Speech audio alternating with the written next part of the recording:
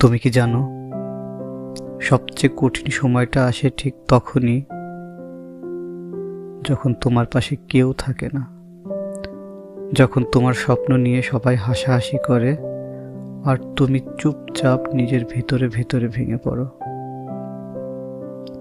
এই ভিডিওটা যদি তুমি শেষ পর্যন্ত শোনো, তবে আমি কথা দিচ্ছি, আজকের এই কথাগুলোই তোমাকে আবার দাঁড় করানোর শক্তি দেবে।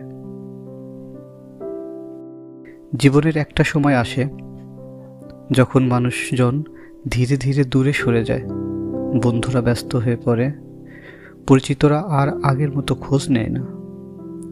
তুমি তখন একা হয়ে যাও, চারপাশে মানুষ থাকে কিন্তু কথা বলার মতন কেউ থাকে না।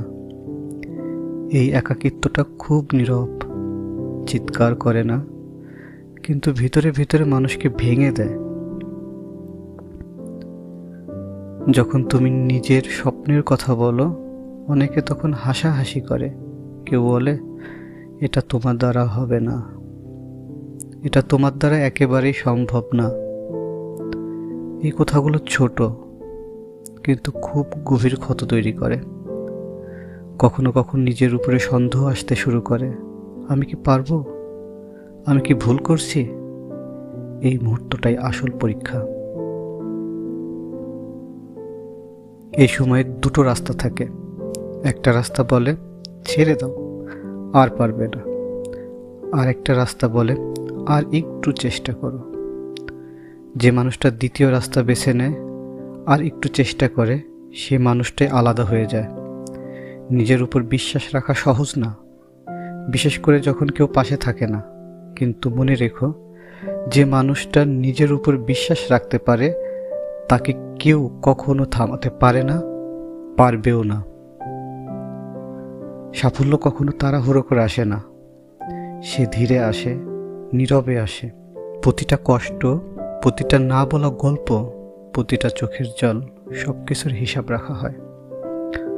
আজ তুমি যেটাকে কষ্ট বলছো, একদিন সেটাকে তুমি শক্তি বলবে। আজ যদি তুমি হাল না ছাড়ো, আগামীকাল তুমি অন্যদের অনুপ্রেরণা হবে। তাই আজ যদি তুমি একা থাকো, ভয় পেও না। আজ সবাই যদি তোমাকে নিয়ে হাসাহাসি করে, তবে থেমে যেও না। মনে রেখো, সাফল্য তখনই আসে যখন তুমি সবচেয়ে ক্লান্ত। আর যদি তুমি এখনো লড়াই করছো, তার মানে তুমি হেরে যাওনি। আজ কষ্ট করো, যেন কাল নিজেকে নিয়ে গর্ব করতে পারো। যদি এই কথাগুলো তোমার ভালো লাগে, তবে আমাদের চ্যানেলটা অবশ্যই সাবস্ক্রাইব করবে এবং লাইক কমেন্ট করে আমাদের সাথেই থাকবে। তোমাদের কি ভালো লেগেছে কথাগুলো? তাহলে কমেন্ট করে আমাকে জানাও।